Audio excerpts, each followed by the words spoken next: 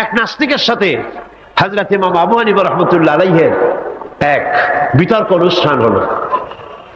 সেই বিতর্ক অনুষ্ঠানে ইমাম আবু হানিফা রাহমাতুল্লাহ আলাইহি পৌঁছতে বেশ দেরি করলেন। নাস্তিক তখন উপস্থিত জনতাকে বলছে, দেখো তোমাদের ইমাম, তোমাদের ইসলামী চিন্তাবিদ যুক্তিতে দুর্বল, সেই জন্য আসতেছে না।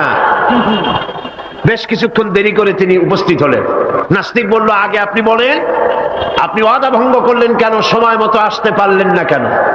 তিনি জবাবে বললেন, দেখো আমি অনেক দূর থেকে এসেছি, এসে দেখি সামনে নদী, এখন পার হবো কেমনে? কোন নৌকার ব্যবস্থা নাই। হঠাৎ দেখলাম কি এক আশ্চর্য কথা, একটা চারা গজায় উঠলো, ফট করে বিরাট গাছ হয়ে গেল।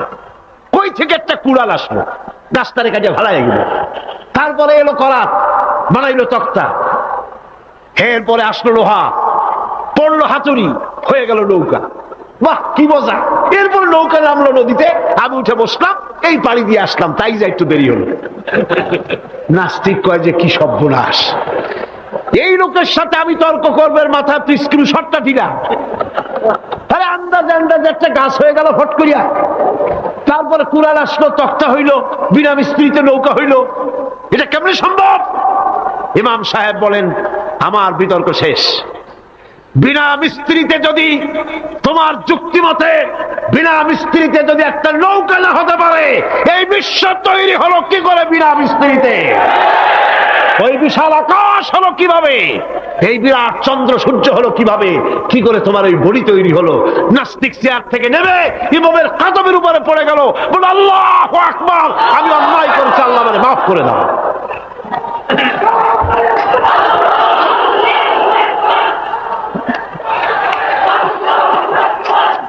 নাস্তিক ঘোষণা করে দিল, লা ইলাহা ইল্লাল্লাহু মুহাম্মাদুর রাসূলুল্লাহ।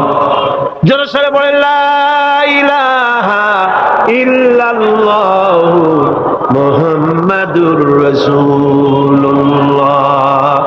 লা ইলাহা ইল্লাল্লাহ।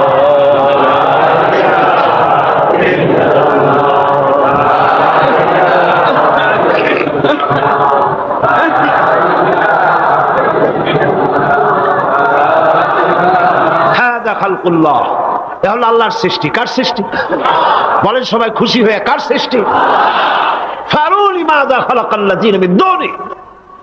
আল্লাহ ছাড়া কে কি বানাইছে? দেখো সব কে বানিয়েছে?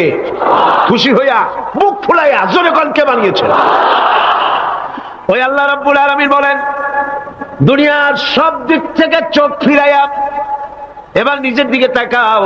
ওয়াফি আনফুসিকুম ওয়াফি আনফুসিকুম আফালা তুবসিরুন। এমনকি তোমাদের নিজেদের মধ্যেও আমার নিদর্শন আছে।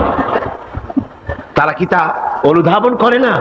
তোমার মধ্যেও আমার নিদর্শন আছে। কার মধ্যে? আমাদের মধ্যে। কোন কার মধ্যে? আমাদের মধ্যে আল্লাহর নিদর্শন আছে। মানুষ যদি তার নিজের দেহের প্রতি লক্ষ্য করে, তাহলে সে মহান আল্লাহ পাকের অসংখ্য কুদরত দেখতে পাবে। যেমন একটি শিশু যখন জন্ম হয়, তখন তার হাড়ের পরিমাণ হয় 305টি। 305টি। পরে এগুলি একটা দুটো মিশে গিয়ে পরিমাণ দাঁড়ায় 206টি হাড়। 560টি পেশি দিয়ে এই হাড়গুলিকে বেঁধে রাখা হয় এবং মোট গিরার পরিমাণ দাঁড়ায় 100 গিরা। আপনি কি জানেন আপনার আঙ্গুলের মাথা থেকে বাহু পর্যন্ত কয়টা গিরা আছে? গণবেন কখন? কিলাকিলি করি তো কুল পান না। দেখেন না গিরা কতগুলা। আঙ্গুলের এই আঙ্গুলের মধ্যেই কতগুলা গিরা। এখানে গিরা, সেখানে গিরা, এখানে গিরা, এখানে গিরা, এখানে গিরা, বাহুতে গিরা। গিরা যদি একটাও না হতো, হাতটা হাত হইতো না। হাত কি হইতো? লাঠি। লাঠি হইতো। ভাত খাওয়া যাইতো না। ভাত খাইতে গেলে মাখানো লাগে কিনা? মাখানো লাগে না? মাখাইবেন কি দিয়ে? হাতগুলা, আঙ্গুলে গিরা নাই, সব কাঁটা চামচ। আর কেনুতে গিরা নাই, হাত ক্লোজ হবে না, নিজের মুখে আসবে না। দুই হাতের মাথায় একজন বসবে, একজন আর একজনের খাওয়াবে। তাও আবার খাওয়াই দিকে মুখের মধ্যে না গিয়ে নাকের সিধার মধ্যে গিয়ে হাসতেছেন। সুবহানাল্লাহ। ওয়াফি আনফুসিকুম আফালা তুবসিরুন। তোমার ভেতরে আমার নিদর্শন আছে, অনুধাবন করো।